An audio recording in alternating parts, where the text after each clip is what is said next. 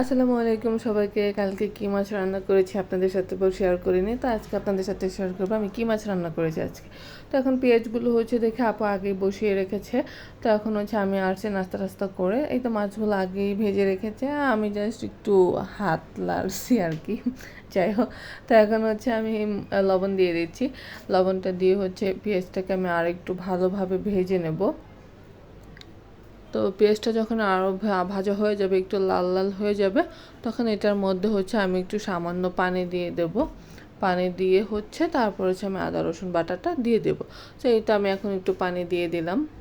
পানি দিয়ে একটু জাল করে এখন হচ্ছে আদা রসুন বাটা দিয়ে দেব আমি।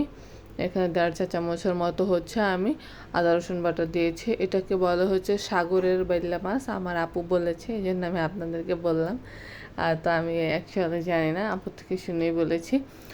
তো এটা এখন হচ্ছে আমি আদা রসুনটাকে ভালোভাবে কষাবো, যাতে আদা রসুনের যে কাঁচা একটা ফ্লেভার আছে এটা না আসে তরকারি থেকে, যেহেতু ভুনা করব ভালোভাবে আমাকে কষাতে হবে।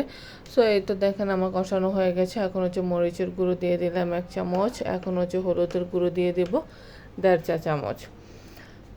সো এখন হচ্ছে দিয়ে আমি এটাকে ভালোভাবে কষিয়ে নেব।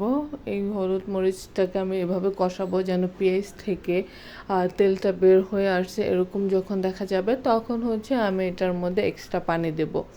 কারণ হচ্ছে যেহেতু আমি এটাকে ভুনা করব, সামান্য পানি দিয়ে করব, বেশি অতিরিক্ত পানি দেব না। সো এই তো হয়ে গেছে। এখন হচ্ছে আমি এটার মধ্যে পানি দিয়ে দেব। তো পানি দিয়ে হচ্ছে এটাকে আমি রেখে দেব একটু। এখন পেঁয়াজটাকে সুন্দর করে মিক্সড করে দেব পানিটার সাথে। তো মিক্সড করা হয়ে গেলে হচ্ছে এটাকে আমি রেখে দেব। যখন এটা বলকাবে তখন হচ্ছে আমি এটার মধ্যে মাছগুলো দিয়ে দেব, ভাজা মাছগুলো। সো এটা দেখতে পাচ্ছেন বলকিয়ে গেছে আমার পেঁয়াজের পানিটা। তো এখন হচ্ছে আমি আস্তে আস্তে সব মাছগুলো এটার মধ্যে দিয়ে দেব, ভাজা মাছগুলো। এই জন্য ভাজা দেখে আর এক্সট্রাভাবে কষাইতে হয় নাই। তো এখন হচ্ছে আমি ভাজা মাছগুলো সব দিয়ে দিচ্ছি।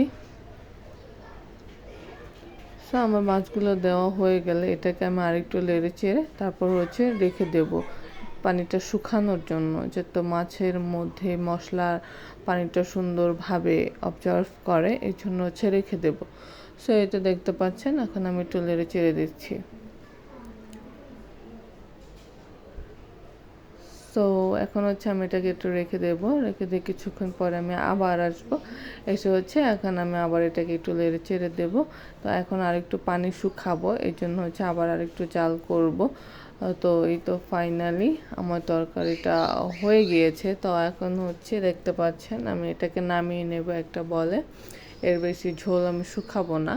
তো আমার ভিডিওটা যদি আপনাদের ভালো লাগে অবশ্যই লাইক, কমেন্ট এবং সাবস্ক্রাইব করতে ভুলবেন না। সবসময় আমার নতুন নতুন ভিডিওর জন্য আমার পাশে থাকবেন। ভালো থাকবেন সবাই। আসসালামু আলাইকুম সবাইকে।